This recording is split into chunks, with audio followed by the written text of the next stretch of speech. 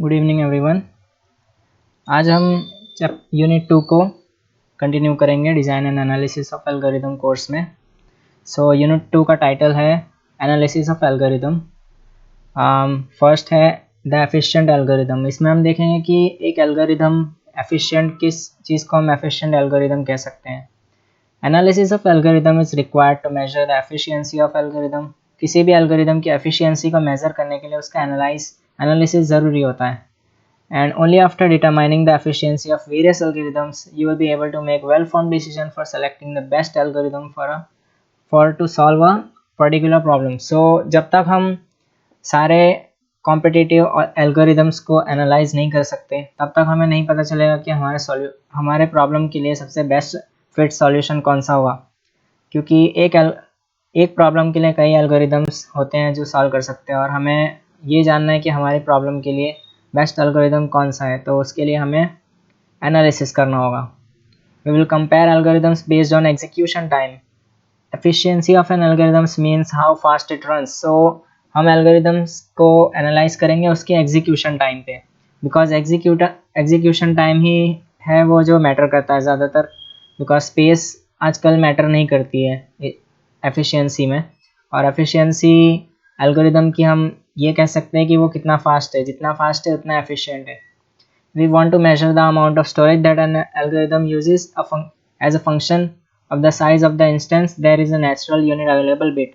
But अगर हम size को मेजर करना चाहते हैं कि वो एक एल्गोरिदम हमारे मशीन पर, हमारे कंप्यूटर पर कितना साइज़ लेता है मैक्सिमम, तो हम उसको एक यूनिट से हम एक यूनिट से उसको हम दिखा सकते हैं, जो कि हमारे पास ऑलरेडी अवेलेबल है वो यूनिट बिट।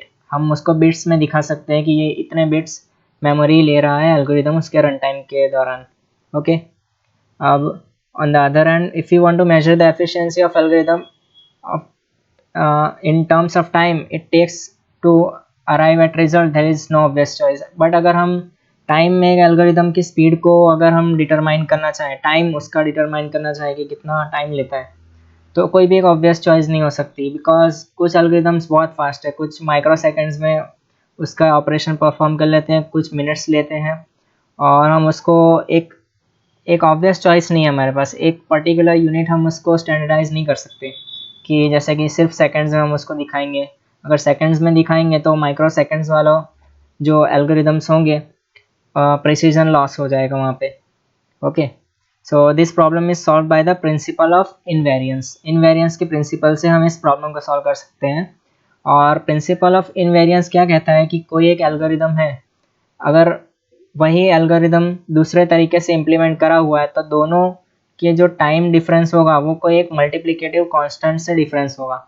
जैसे कि अगर कोई एक एल्गोरिदम उसके एग्जीक्यूशन n टाइम में करता है तो दूसरा एल्गोरिदम होगा वो सी n से वेरी करेगा, राइट। मतलब जैसे कि अगर n से कर रहा है तो वो c टाइम्स n से करेगा, एक कांस्टेंट मल्टीप्लाई होके वो एल्गोरिदम दूसरा उससे कंपेयर हम कर सकते हैं। ओके, सो जैसे let's suppose that time taken by an algorithm to solve an instance of size n is never more than cn, where c is a suitable constant. अगर वो n इंस्टेंस के लिए n टाइम ले रहा है वो अगर एल्गोरिदम, सो कोई अगर दूसरा एल्गोरिदम होगा तो वो cn से ही वेरी करेगा, n स्क्वायर से नहीं वेरी करेगा, n क्यूब नहीं हो जाएगा या फिर log n या कोई और नहीं होगा। वो अगर वो एक एल्गोरिदम है वो लीनियर टाइम ले रहा है तो दूसरा एल्गोरिदम भी लीनियर टाइम लेगा। इतना डिफरेंस होगा कि वो c टाइम्स मल्टीप्लाई होगा। ओके, सो ये प्रिंसिपल ऑफ इनवेरियंस है। इससे हम एल्गोरिदम की एफिशिएंसी या फिर टाइम कांस्टेंट, टाइम एल्गोरिदम कितना टाइम लेता है वो हम दिखा सकते हैं। Practically size of instance means any integer that in some way measures the number of components in an instance. अब इंस्टेंस क्या है उसकी बात है। अगर इंस्टेंस हम देखा जाए तो इंस्टेंस एक्चुअली हमारा जो डेटा टाइप है जिस पे हम ऑपरेट कर रहे हैं, या फिर हमारा जो एंटिटी है, जो एल्गोरिदम जिस पे वर्क कर रहा है, जो इनपुट है हमारा, उसका साइज इज इंस्टेंस। ओके, सो एक सॉर्टिंग प्रॉब्लम के लिए हम इंस्टेंस किसको कह सकते हैं? Number of items to be sorted. जितनी आइटम्स हम सॉर्ट करना चाहते हैं वो नंबर ऑफ इंस्टेंस है। ओके, और ग्राफ के लिए नंबर ऑफ नोड्स और एजेस या फिर दोनों। Okay, so instance is nothing but the size of input, input का हम जो साइज देते हैं, इनपुट जो हम दे रहे हैं उसको हम इंस्टेंस कह सकते हैं। We say that algorithm takes a time in order of n if it is, so it is a linear time algorithm, right? अगर कोई एक एल्गोरिदम है वो n ऑर्डर में परफॉर्म करता है, लेट्स से कि लीनियर सर्च होता है वो n टाइम में, एल्गोरिदम उसका रन टाइम n होता है, तो उसको हम लीनियर टाइम एल्गोरिदम कह सकते हैं। और if an algorithm never takes more than cn square seconds to solve an instance, we say that its time is in order of cn square. So अगर वो cn square, जैसे अगर हमने उसको 100 एलिमेंट्स दिए, 10 एलिमेंट्स दिए और वो 200 या 300 टाइम्स अगर वो कर रहा है तो n स्क्वायर के ऑर्डर में है वो, राइट, cn स्क्वायर। सो cn वो एक मल्टीप्लिकेटिव कांस्टेंट जो c है उससे ही वेरी कर रहा है, और इधर ऑर्डर n स्क्वायर का होगा वहाँ पे। हम उसको उसके हम एल्गोरिदम के जो इंस्टेंस है उसके टर्म्स में हम दिखाते हैं, इंस्टेंस साइज के टर्म में हम उसका टाइम कॉम्प्लेक्सिटी दिखाते हैं। और सम एल्गोरिदम्स बिहेव एज पॉलिनोमियल, कुछ एल्गोरिदम्स 2n के इंस्टेंस के मुताबिक, जैसे अगर हमने n इंस्टेंस है उसमें इनपुट में और हमने एल्गोरिदम को दिया तो वो 2n के ऑर्डर में ऑपरेशंस परफॉर्म करेगा, या फिर n⁻k, और एक्सपोनेंशियल भी हो सकता है c⁻m, some constant raise to n, या फिर n factorial, then n cube और 5n स्क्वायर, राइट। और यहाँ पे n क्यूब, अगर 5n cube plus n square है तो यहाँ पे हम मैक्सिमम ऑर्डर को कंसिडर करेंगे, जैसे कि यहाँ पे 5n cube plus n square है तो n क्यूब को हम कंसिडर करेंगे यहाँ पे उसकी टाइम कॉम्प्लेक्सिटी, बिकॉज हम यहाँ पे उसका मैक्सिमम वर्स्ट केस अगर देखने जाएँ तो n क्यूब होगा। और लॉगरिथमिक भी हो सकता है log n और n log n। ओके, अब हम बात करते हैं वर्स्ट केस, बेस्ट केस और एवरेज केस कॉम्प्लेक्सिटी की। सो वर्स्ट केस एनालिसिस वो होता है जहाँ पे हम एक एल्गोरिदम का अपर बाउंड में कैलकुलेशन करते हैं, यानी कि किसी उसकी एनालिसिस जब हम करते हैं तो हम उसका वर्स्ट जो टाइम लेता है वो उसका हम वर्स्ट कंसीडर करते हैं। Okay, we must know the case that causes maximum number of operations to be executed. अगर हम n उसको अगर हम n दे रहे हैं इंस्टेंस और वो उस पर ऑपरेट करता है तो वो मैक्सिमम कितना टाइम, मैक्सिमम कितने ऑपरेशंस करता है मैक्सिमम, तो हमको केस पता होना चाहिए कि किस केस में मैक्सिमम परफॉर्म करता है। जैसे लीनियर सर्च हो अगर, राइट, तो लीनियर सर्च में वो एक एक करके वो सबको कंपेयर करेगा एक साथ, ओके, एक के बाद एक। बट अगर वो एलिमेंट प्रेजेंट ही ना हो तो उस एरे, अगर हमने एरे दिया है और उसमें एलिमेंट प्रेजेंट ही ना हो तो वो सारे एलिमेंट्स को चेक करेगा, राइट। तो इसमें वो अगर हम n नंबर ऑफ उसको इंस्टेंस दिया है, size of array is n, सो वो n number of operations perform करेगा, तब उसको पता चलेगा कि एलिमेंट प्रेजेंट नहीं है। तो जब प्रेजेंट ना हो एलिमेंट तो उस लीनियर सर्च का वर्स्ट केस हुआ, राइट। इसमें इस वर्स्ट केस में वो सारे एलिमेंट्स को कंपेयर करता है। ओके, सो वर्स्ट केस में मैक्सिमम हमको वो केस पता होना चाहिए जिसमें मैक्सिमम नंबर ऑफ ऑपरेशंस वो एल्गोरिदम परफॉर्म करता है। अब average case analysis, average case analysis we take all inputs and calculate computing time for all the inputs. So हम सारे पॉसिबल इनपुट्स लेते हैं और फिर उसके बाद जितने भी पॉसिबल इनपुट्स हैं उसका एवरेज निकालते हैं। लेट्स से अगर हम लीनियर सर्च की बात कर लें तो उसमें हम सारे केसेस जिसमें हमारा एलिमेंट फर्स्ट प्लेस पे प्रेजेंट हो, सेकंड प्लेस पे प्रेजेंट हो सेकंड इनपुट में, फिर से हम इनपुट देंगे एल्गोरिदम को थर्ड प्लेस में प्रेजेंट हो, फिर से इनपुट देंगे वो फोर्थ प्लेस में प्रेजेंट हो, ऐसे करके सारे केसेस हम उसको देंगे एल्गोरिदम को परफॉर्म करने के लिए। और फिर एक केस ऐसा भी होगा जिसमें इनपुट प्रेजेंट ही ना हो, सो n केसेस हमने उसको दिए और एक और केस दिया जिसमें एलिमेंट प्रेजेंट ही ना हो। सो हम उसके वो सारे जितने भी हमारे केसेस थे उनको हम सम करते हैं और फिर डिवाइड करते हैं n/n+1, बिकॉज n केसेस है हमारे और एक और केस है जिसमें एलिमेंट प्रेजेंट ही नहीं है, राइट। सो हम उसकी टाइम कॉम्प्लेक्सिटी हर केस के लिए निकालते हैं और फिर उसके बाद n+1 से डिवाइड कर रहे हैं लीनियर सर्च में, ओके। तो एवरेज केस एनालिसिस में होता है क्या कि हम सारे पॉसिबल इनपुट्स देते हैं, उनका टाइम कॉम्प्लेक्सिटी निकालते हैं, टाइम कंप्यूटिंग टाइम उसका कैलकुलेट करते हैं, और फिर जितने हमने इनपुट्स दिए हैं उतने नंबर से हम उसको डिवाइड करते हैं। Okay, so it's like average निकालना टाइम का एवरेज केस एनालिसिस में। अब बेस्ट केस एनालिसिस में क्या होता है कि हम लोअर बाउंड रनिंग टाइम का लोअर बाउंड हम कैलकुलेट करते हैं। इसमें क्या होता है कि कोई एल्गोरिदम सबसे फास्टेस्ट किस केस में परफॉर्म करता है। सो अगर लीनियर सर्च हुआ, ओके, सो उसमें सबसे फास्टेस्ट कब परफॉर्म करेगा, जब एलिमेंट फर्स्ट प्रेजेंट होगा, फर्स्ट सबसे पहले ही प्रेजेंट होगा, because linear search sequentially search करता है, एक के बाद एक सर्च करता है। अगर वो फर्स्ट पेज पे ही उसको एक्स मिल गया तो सिर्फ एक कंपैरिजन में उसको मिल जाएगा एलिमेंट। सो बेस्ट केस एक ऑपरेशन में हुआ लीनियर सर्च में। अगर बाइनरी सर्च हुआ, ओके, सो हमको पता है वो सेंटर में से सर्च करना स्टार्ट करता है। अगर वो मिडल में ही प्रेजेंट हुआ एलिमेंट, तो बाइनरी सर्च का बेस्ट केस हुआ कि वो एलिमेंट मिडल में प्रेजेंट हो। Now amortized analysis. अब एमोर्टाइज्ड एनालिसिस में क्या करते हैं हम कि हम हर ऑपरेशन के लिए एक एवरेज कॉस्ट कैलकुलेट करते हैं। In amortized analysis finds the time required to perform a sequence of data structure operations is average of overall operations performed। जितने भी हमने अंदर operations किए, सो हम सारे operations का पर ऑपरेशन कॉस्ट निकालते हैं और हम उसका एवरेज कॉस्ट हर ऑपरेशन को असाइन कर देते हैं। It guarantees the average time per operation over worst case performance. So worst case performance से के बजाय इसमें हम एवरेज टाइम निकालते हैं हर ऑपरेशन पे। यानी एक एल्गोरिदम है, अगर उसमें कई ऑपरेशन है, राइट, सो वो अलग अलग ऑपरेशन के अलग अलग टाइम कॉम्प्लेक्सिटी होगी। देन हम क्या करेंगे कि हम एक एमोर्टाइज्ड एनालिसिस में ऐसा करते हैं कि हर ऑपरेशन को एक एवरेज कॉस्ट मिल जाए, ऐसे हम कैलकुलेशन करते हैं। It is used to show the average cost of an operation. किसी एल्गोरिदम में कोई ऑपरेशन है तो वो उसका एवरेज कॉस्ट क्या होगा, उस एल्गोरिदम में जितने ऑपरेशन है उसके हिसाब से उसका एवरेज कॉस्ट क्या होगा हर ऑपरेशन का। कॉस्ट इज़ नथिंग बट, अगर हमने एन इंस्टेंस दिया है और उस इंस्टेंस के लिए वो एल्गोरिदम कितना टाइम लेता है एक ऑपरेशन में, so it is the cost of that algorithm. अब इसकी तीन मेथड्स है, aggregate method, accounting method and potential method. So first is aggregate method.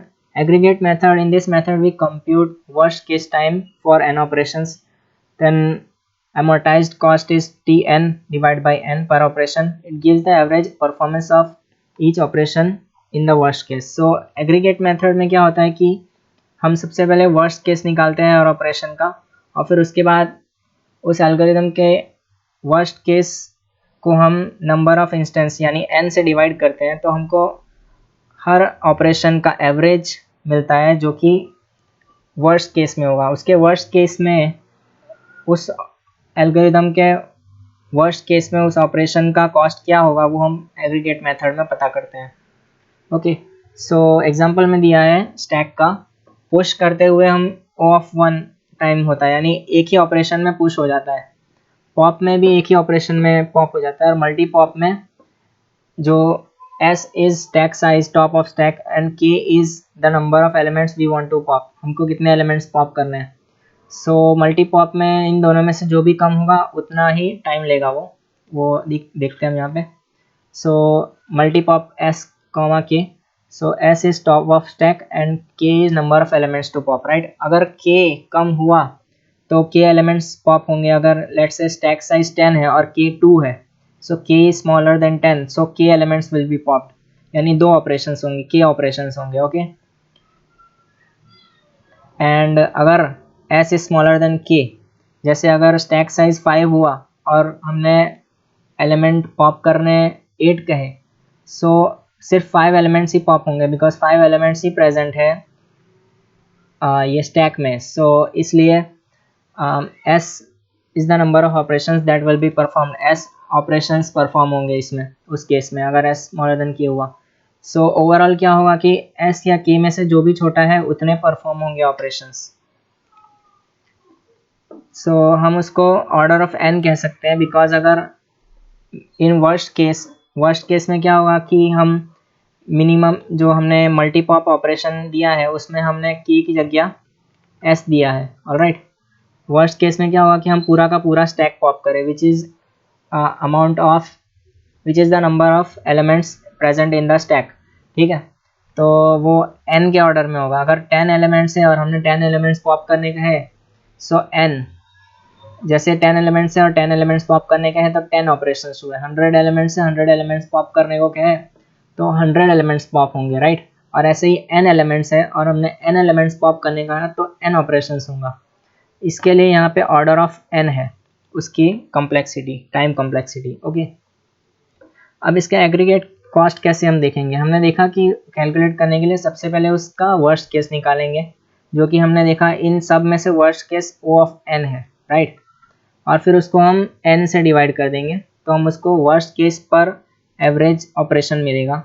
सो यहाँ पे T of n which is big O of n, okay.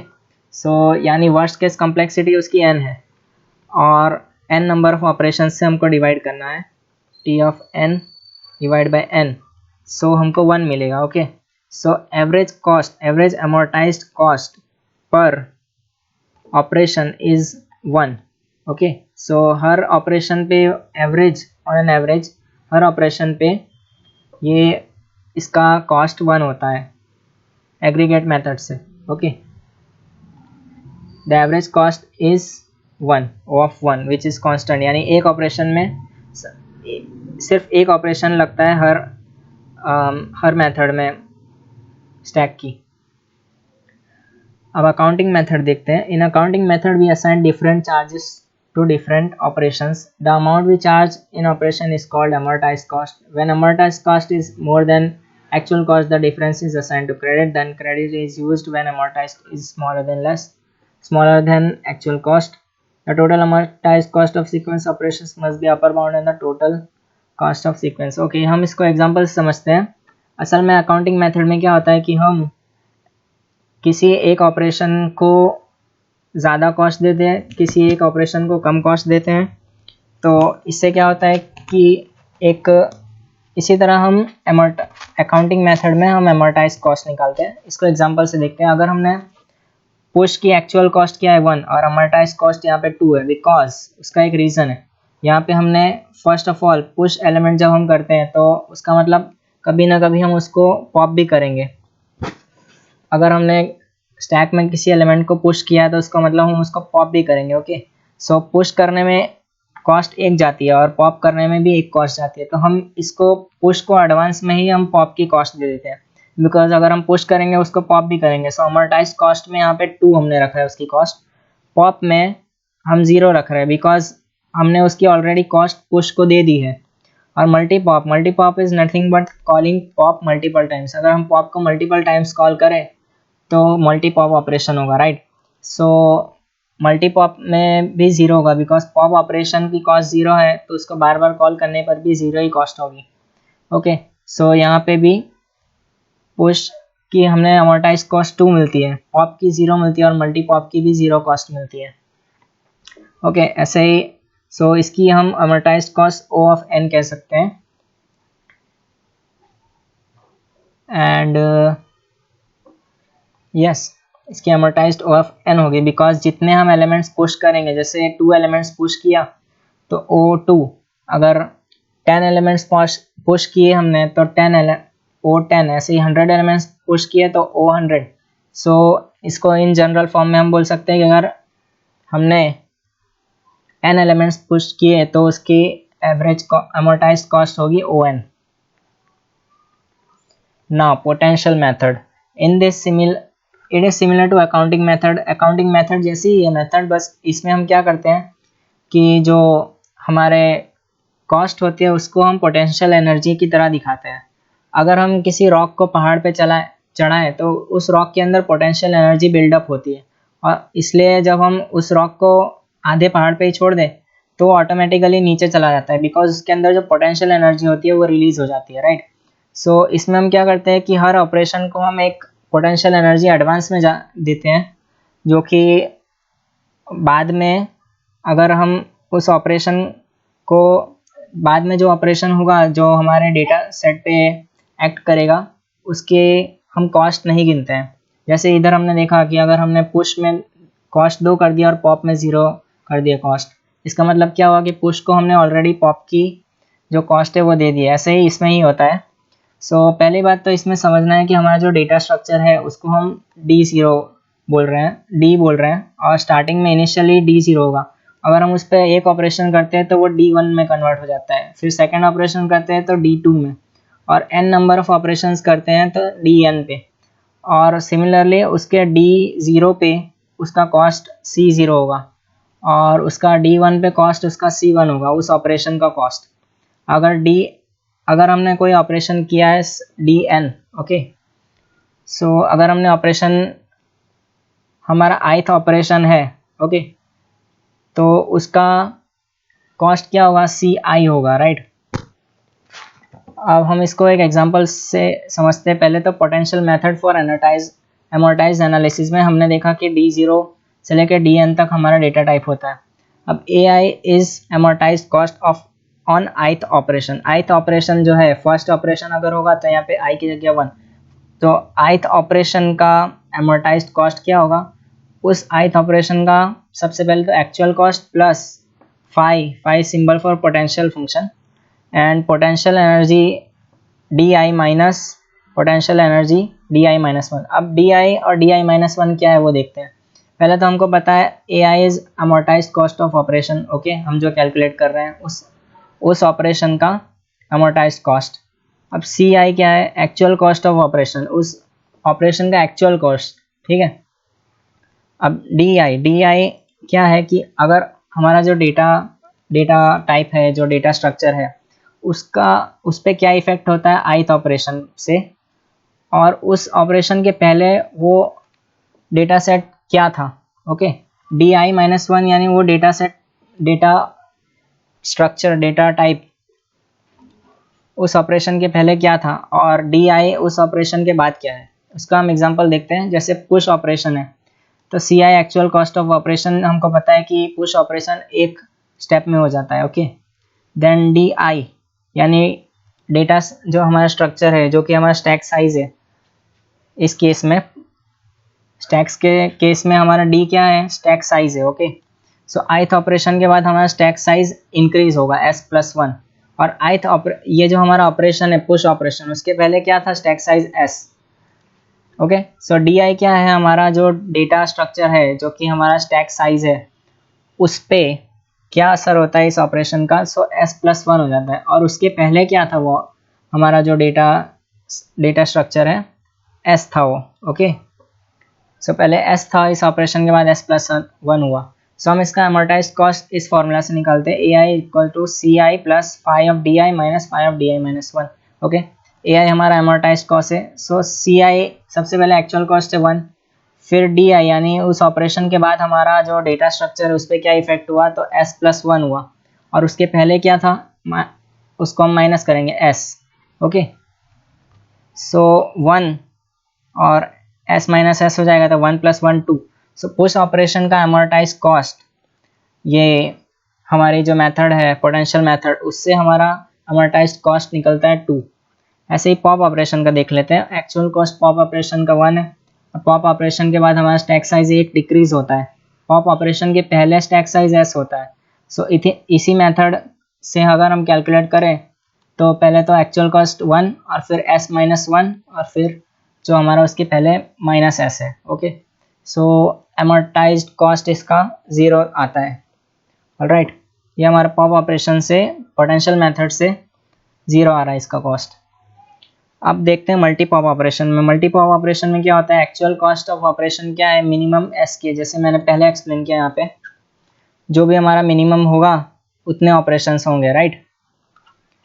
So actual cost of operation ये होगा minimum S, के stack size या फिर जितने number of elements हमको pop करने उतने। अब हमारा Di क्या होगा कि उसके बाद हमारा ऑपरेशन के बाद स्टैक साइज क्या होगा। सो S में से हम जितने हमने एलिमेंट्स रिमूव करने के हैं उतने, S माइनस मिनिमम S, के। अगर हमने पूरा स्टैक पॉप करने कहा तो डी आई हमारा क्या हो जाएगा, 0 हो जाएगा। ऑलराइट, और अगर हमने के कहा है तो एस माइनस के हो जाएगा। ओके, और उस ऑपरेशन के पहले क्या है हमारा, स्टैक साइज एस। सो इस फॉर्मूला से हम देखते हैं C I plus phi of D I, जो हमारा ऑपरेशन के बाद है हमारा डेटा स्ट्रक्चर पे effect, minus D I minus 1 यानी effect on data structure before this operation.